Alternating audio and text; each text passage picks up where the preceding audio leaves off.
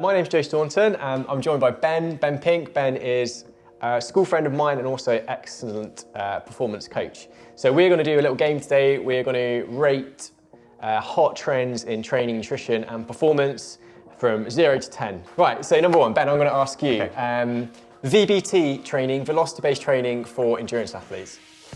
7. If you have access to it and understand how to use it, I think managing fatigue, which is hugely important. I think most people train with too much volume in the gym for endurance athletes. So we can use velocity drop off, we can use fixed progressions for set velocity when we're lifting, we can manage fatigue across the week, across the day, and we can hit certain kind of physiological adaptations and be pretty honed in and targeted on those. Great, hit me.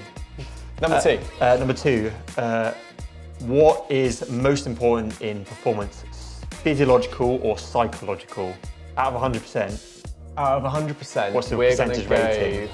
Oh, There's too much nuance. There's a lot of nuance. Yeah. Okay, I'm going to go that it's probably closer to 50-50, so a 5, than most people expect. I think you can do all the best training in the world, the best physiology, but if your head is not there, you're not going to do that training, or you're not going to turn up on race day feeling the way that you want to feel, and then you might not go the way you want to go, which means that you're going to stop doing the training, which means you're less likely to perform better next time. So I think actually the psychology is massively undervalued. So I really think that it is a massive weighting. I'm not sure it's exactly 50-50, but I think we're somewhere in 50-50. Yeah, very good. Do you agree?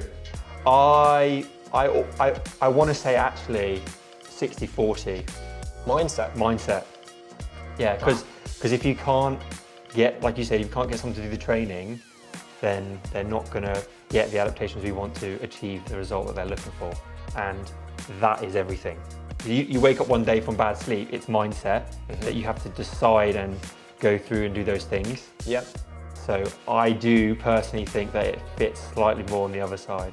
Okay, we like that. That's good. Can you please rate out of 10 the importance of AI in sports coaching? Coaching, nuanced. The importance, right now, I would say, there's too much context. I'm gonna give it a 6 right now. In future, I'm gonna give it an 8, if that counts. Okay, we like that. Okay, talk us through. So why are we 6 now? Why are we improving?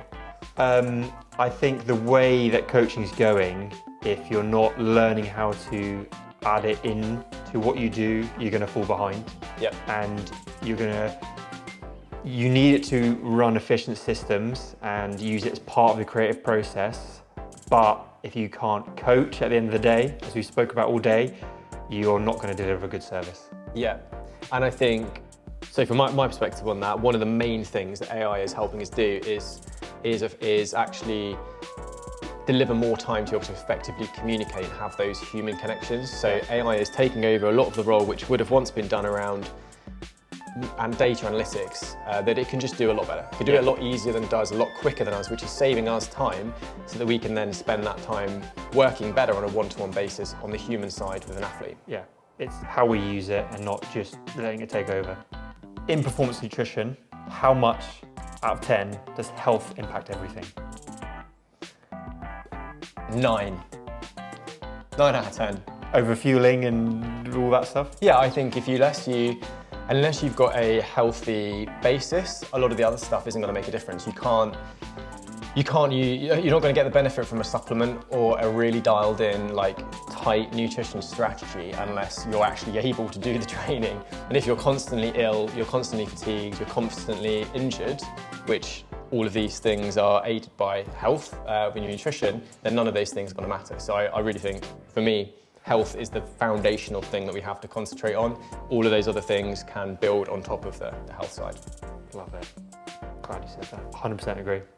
So my next question is, out of 10, what is the importance of wearables that capture things like HRV, body temp, sweat rates, etc.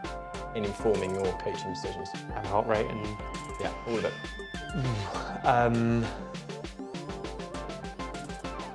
5. Whoa! I was hesitant to say it so low, but Yeah, I keep falling back on the human element and just letting it be a part of thing. Like, it's a conversation starter, and I do use it, yes, but yeah, I don't let it influence me. Yeah. No, that's wrong. I do let it influence me, but I don't let it like determine what I do. I think it's great. I think I really like the answer, because I think that people will be surprised at that number. I think they'll really be And surprised. I track everything I can. I know you do. Yeah. I know we both we're both. I think, you know, pretty. I'd like to think we're both quite ahead of the game in terms of the kind of things that we're looking and measuring at. Yeah. But I genuinely think that's a surprising number to a lot of people. Yeah, and I almost don't want to say that, but No, I completely agree. yeah, I'm again 100% agreement. Full agreement. 100%. Out of 10, how important is strength training for cyclists? If I'm giving it one number, I'm gonna say it's a 6. Ooh, okay. I think you probably want more. No, that's higher than I thought you'd say. Okay, no, I think it's, I think, again, like if we give the nuance on it, I would like to say 10, because I'm looking at that and going, there is a place for strength training for every cyclist. I think irrespective of what discipline you're working towards, I can see a place for it. Whether you're working on short stuff on the track, you're a time trialist, you're a bunch racer, road racer, you're an ultra cyclist, whatever it might be, there's definitely a place for strength training in there. The nuance obviously comes about minimum viable dosage, time availability, how that fits with, you know, how much time you've got to train in the gym versus how much time you've got to train on the bike. I think that's the nuance, that's the depends bit, so that's why I've given it maybe a bit less than like for everybody. But yeah, I think it's fundamental to everybody. I think everyone should be doing some form of strength training. But I love it. but you can't obviously also take away that if you want to get better at cycling has to be the main thing. That's why I haven't given it as much. And that doesn't mean to say cycling is 40%. It's definitely more, like cycling is 100%. Right? If you want to get better at cycling, it's a 10 out of 10. You have to do cycling. Yeah. But strength training is a very important thing in terms of the whole package. 100% agree. Or do you 100% agree? Yeah, 100% agree. Right. You've got another 100 ready. Crikey, That's it's just- How important are carbohydrates in terms of sports performance? Out of 10. I'm going to give it 10. Nice. What do you want to hear? I think even though everyone says that they fuel properly, I really don't think they do. I think they still underfuel. They still have beliefs that carbohydrates are not as important, even for endurance sports, when aerobic metabolism is still the primary way we fuel.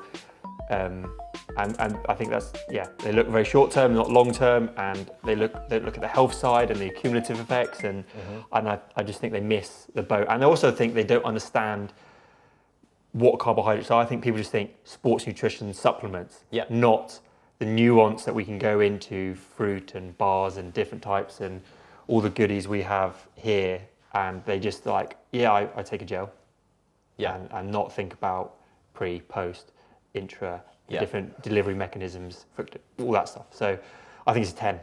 Yeah. And actually a different, we didn't talk about this earlier. Something I've started to do now with my athletes is actually the language around fueling. So I try to actually move away from like breakfast, lunch and dinner and call it like pre, during, intra, post. Like I use those terms because it gets them thinking more about energy as opposed to thinking about traditional breakfast materials or dinner materials, for example, that things moves they might across grow their up. schedule. Yes, and it's not a case of like breakfast is at 7 o'clock in the morning. It's actually what do I need to fuel the session I've got coming up? And as soon as you're in breakfast mindset, you might be thinking, I don't know, eggs on toast or whatever it might be. Yeah, love it. I completely agree. 100%. 100%. 100%. 10, how important is understanding minimal viable dose in like training stimulus? 10. Fucking hell. Bang!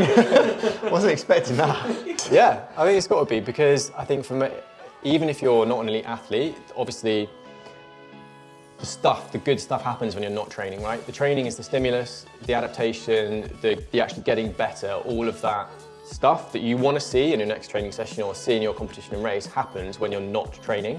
So the more that we train, the harder that might be and the more fatigue that we're generating. If it's not actually needed or required, then it's detracting from our ability to be able to recover faster to be able to get us to where we want to get to. So I think understanding the minimal viable dosage for the demands of what it is that we are training for is like absolutely fundamental. I think if we don't have an idea of that, then we're kind of just shooting in the dark, aren't we? I think that's important, understanding the demands of what you're training for, and then adding into that the time frame in which we have. Like with a client, if you can only train 4 days a week, you can do anything. It's going to take you longer to get there. So you can achieve it. It's just the time frame which you have to build those adaptations. And also what you enjoy doing, which is then another nuance on it, is actually you might enjoy doing stuff which is not in like congruence or like not related to your minimum viable dosage. You might like really enjoy doing a long run or a long bike ride, for example. It might be more than you might need, but you bloody love doing it, which is fine. Again, it's then how you factor that into your training plan. For a lot of people I've worked with, I almost get them to try and start and find that point and walk them through that process. And then like, why do more when you can do less? And give more energy and time to family, work, those types of things. And then when we need to, we can increase that, you write that down. We can increase the stimulus and stress where we need, when we need it. But trying to get someone to understand, we're gonna start here and we're seeing improvements. We don't need to do more, it's okay. I've got one, you ready? This is a new one. I want quick fire, yeah, okay. Heat training. 8. I think there's too much, there's a lot of context there, but strength of stimulus of certain adaptations, it's a tool in the toolbox. I think it's great. And contextually, if you're in an environment where you're going to need that kind of thing, you need the exposure to it to get good at it and adapt to it. So that's hugely relevant. For other people, you can do so much more without needing to do it, but in the right context, it is specificity. Yeah, I'm gonna down your 8. No 100%. I think I'm gonna go for 6 on heat training. I think it's really valuable, but as you said, I think the contextual nuance has to make that score come down a little bit, because I think a lot of people could be losing a lot of energy and time into it, where for the demands of their event, it's not actually going to help them too much. Because obviously we've got 2 main adaptations we're looking for, and we've got the heat acclimation side, and we've got like the cardiovascular side, which is around blood plasma and increasing VO2 and all that kind of stuff. So, but the blood plasma side is like, you know, depending on what you're training for, might not be as important as the heat acclimation, for example. And if you're not training in a hot environment, or you're not racing in a hot environment, it just might not be worth doing. Yeah, I would always take, like, we look at a hierarchy of principles that I would program for and try and work people through. Volume would come before that. Like, you're gonna get better response recovery from that than chucking heat on top. So I agree with your 6, but I'm sticking to an 8 with the context. With your own context. Yeah. Out of 10, how important is it for your kids to see you training? 10. That makes sense, but right, and probably context and nuance behind that. So, health perspective, I think the health benefits, mental well-being, physical well-being, the community side of things, social side of things, skill development, resilience building, all of these are the benefits that I would be wanting to instill in my children. Not necessarily the how big is my FTP or how good is my critical power or whatever, what's my VO2 max. I don't think it would really be much to do that. I think the 10 out of 10 is more, I believe in the power of sport to actually make people better people. And it gives, it's such a big part of your life. So yeah, I think I'd give it a 10. Why did you hesitate giving it 10? I was wondering how big to go. Oh right, you were going to go bigger than 10? Yeah, and suspend. What do you think they see from their perspective? Because they don't have that. That's what you want them. What do you think they see? Well, for my 2-year-old at the moment, she sees me and she says, "I'm coming." And yeah, she's not quite old enough. I can get her in the chariot. So I was going to say, you take her out with you. I take her out in the chariot, yeah, but she wants to come on her own bike. Chariot. Yeah, so we go out on little bike rides together around like the drive and down the road. But I'm really looking forward to the time where I can go out on a bike ride and show her the sights and take her over the like hills and go up a mountain with her. Can't wait for that. Love it. 10 out of 10, 100%? 100%, yeah. I had a gym at home and the girls used to come out and play on the gymnastics rings, move like the 2.5 kilo dumbbells, copy me, teach them just how to squat and move, and then lay all the plates out on the grass and they just like hopscotch between them and play. And do you make it intentional? Do you like you actually? I bring them part of it. Like I was doing, my oldest Aurora was copying me with the trunk work I was doing and the Copenhagen planks, and like I do handstands in between bench press to kind of have fun, and she would just copy me. Yeah, it was so good. It was awesome. Yeah, she's trying to learn like pull-ups and she loves gymnastics. So 100%. Recovery fads. Quick fire. Okay. Zero. Zero. Okay. Go on then. Why? So yeah, things that we are inferring when we're talking about recovery fads, like cryotherapy, compression boots, bits and pieces like that. Any other ones that you would add in that? Ice baths, sauna, because I think they take too much weight, and I think they're awesome. There's a component where it's psychological for the athlete. I think that is important to consider. There's a period where you have to throw the kitchen sink at stuff, and doing as many things as we can at the right time, I think is beneficial, even if there is no really strong evidence to support it. Like I've done it, it's great. I went for an ice bath and a sauna yesterday, and psychology for me was amazing. Like some different benefits as well, health-wise. But I think it takes too much weight in good sleep, good nutrition, good training periodization as well, good stress management. I think those things come way before talking about those. Yeah. So the really harsh zero, but in the right context, again, I think they do have their place and they are better than a zero. Do you maybe want to do you want to up it after you've given your answer? Are you still happy with a zero? If you're doing the other things as a 10, I would give them a 6. Whoa, that's a big change. Yeah, but you've got to have the other things in place. But I would never tell someone to do that if they're not sleeping well, managing their stress. Yeah. They're consistent in the training that they're being prescribed in terms of how we're managing stress across the week, month, stuff like that. And then they can't manage stress properly. Yeah, they detract from the basics, I suppose, don't they? Like people think that they have a disproportionately bigger impact than they do, and they take energy away from actually the stuff that makes like 99% of the difference. Yeah, 100% of the 99%. And also time, right? You're taking time away from family and other things that could go towards stuff. So, how do you rate the vegan diet? 3, 2, 1. 2. 8. Right, you do your 2. You've done it now. I know. I am not as experienced as Joe in this area, so it's an opinion, but I've seen from my experience, a pescatarian, we do blood work, and it was just more of a challenge for this individual in this context where we worked to manage his performance. So that very heavily weighted my decision there, and I just don't like having conversations around it. In the deep end, sorry. So you said 8. Yeah, I said 8. Right. So my perspective on this is I see a lot of benefits with people when they try a different diet, such as veganism, because it increases their education level. So their knowledge of what's coming from different foods basically has to get better, otherwise they completely capitulate. So I wouldn't suggest a vegan diet unless I was confident that they're making good decisions. I think that would be a bad thing. But in the people that I do work with that are vegan, they can often be incredibly well-performing, high-performing, healthy athletes because they are so much more knowledgeable, because it's not as easy a diet. They have to learn like where they're getting various bits and pieces from. Obviously protein's a big one, so they have to learn about protein content of very different foods, different amino acid contents of different foods.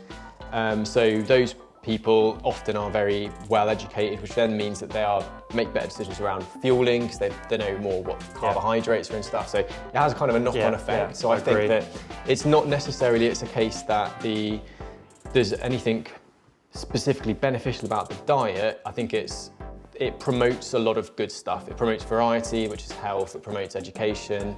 I think if you were choosing like the optimum diet, you'd probably still have a little bit of meat in there. But I actually think for a lot of people, they could get a lot better. I agree. By choosing that diet, because it forces them into learning and making different choices and adding variety. Yeah, a lot of people say they get a lot more energy from it, but they normally swap from a diet.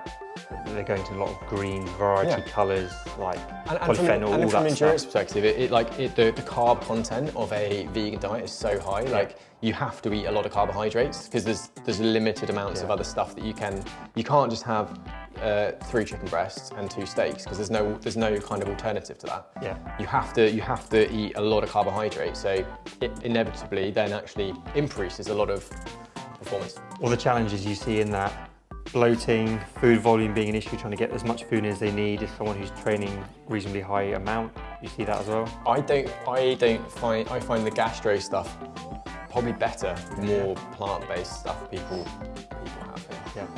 But it's very high in fibre, and then you sort of plan trying to get the right amount of stuff in with not too much fibre at the right times of training. That's a real hard challenge. Yeah. So obviously, like from the fibre perspective, that's like when we're looking for high performance or race like scenarios, isn't it?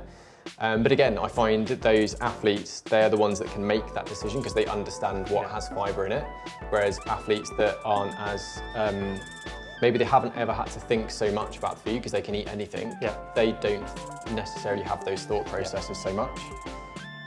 So basically, a term I've heard and used a lot is that education drives compliance. Yeah. If you go through a period of challenging someone to do that, and then maybe they go back anyway. I think they'd be better. Yeah. I think almost every athlete would be better trying to follow that diet. Yeah. They might maybe not in the short term, but long term, I think they'd improve. Yeah. How do you rate the carnivore diet out of 10? 3, 2, 1. 1. Oh, I've ruined that one. What would you have got? Very low. I was trying to process it quicker. What would I rate it? The carnivore diet. Yeah, 1. Wow. I was thinking if I'd go 0 or 1. I only went 1 because it's some food, and eating something is better than eating nothing. So the reasons that we both ranked it so low is meat's quite a complex material. It's very hard to digest. It places a lot of load, so it can take quite a long time to digest, and it also doesn't have any carbohydrate in it. So a lot of what we've been talking about is about endurance performance, and the number one macronutrient, number one thing we're really bothered about when it comes to endurance is carbohydrates, and carnivore diet has almost no carbohydrate in it. So incredibly high protein and no carbs. Keto diet. Yeah. 3, 2, 1. 2. 4. Ooh. I was going to go 3. I went 4 though. Okay. Because keto being specifically like under 10% of carbs. Less than 50 grams per day. Usually. No. You rated it quite higher than I thought. 2. 3? Oh, I thought 3. Yeah, I think it's often, like in the literature, keto is often like under 50 grams per day, which is like, it's very, very small. Yeah. But maybe for so the reason I gave it a score, I don't believe in it because I'm a big fan of carbs for endurance performance, but I think maybe for very certain people that are doing particular events where there's no intensity required, so like super long stuff, there might be times when you're training where it might be useful. I can't say that I've actually ever really prescribed it, but I can understand the benefits of it. I've not had a case where I think it's warranted as of yet. The importance of zone 2 training. 3, 2, 1. 8. 9. Starting with a big 8. A little 8. Why do I give it an 8 out of 10? Well, I would like to give it a 10 out of 10, but like we said, with the strength training side, there's things I think that weigh very heavily as well. I cannot give someone loads of zone 2 if they're not robust. So you can take the importance of zone 2 and take it too far. Although I do think it's extremely important, it is taken too far. And I also think people push zone 2 too hard, like always trying to sit at the top of zone 2 as well. So that's why I gave it an 8. I do actually agree. I'm going to edit mine down. Can you cut mine to yes. edit it to an 8. I do. I think a 10% left is probably too strong. Yeah. I went for 9 because a lot of the athletes that I work with, endurance is like still the biggest factor. So having a big engine, having a big base, the durability side of things, it's still probably the single biggest training zone or thing to work on. But I think 9 out of 10 does not leave enough room for the importance. Yeah, of that's if we're trying to balance stuff, but there's too much nuance. But I agree. I'm exactly the same. I work with a lot bigger ultra runners, multi-day event guys who need a lot more zone 1 and 2, but they need to be strong and robust. I can't just give them a lot of zone 2. So how high do you rate Instagram advice? Oh fuck. 3, 2, 1. 2. 3. So I should have answered faster, but maybe I will go lower. I think there's an unbelievable amount of noise. We are both on Instagram. My perspective poorly. of what I put on Instagram is that I try and give the context and the nuance. So I will try to actively avoid ever giving a complete one answer, because that doesn't help people, I don't think. I think being told you have to do this one thing doesn't work. And I think it's so easy for people to come across on Instagram or to gain a following, which then gives kind of credibility where there is no expertise, I suppose, or This is a touchy subject. It is. Yeah, I don't know about that. I don't know if that needs to stay in.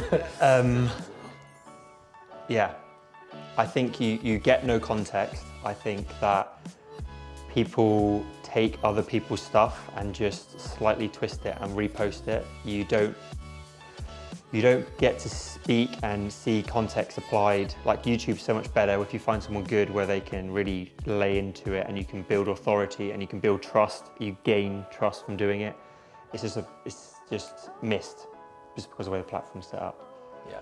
Watch a podcast like this one, linked in the top corner over here. The Norwegian 4x4 method. Out of 10, 3.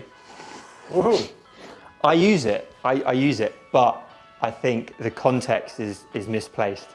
And I think that when you look into how they use it, it's not just pure VO2 max interval work.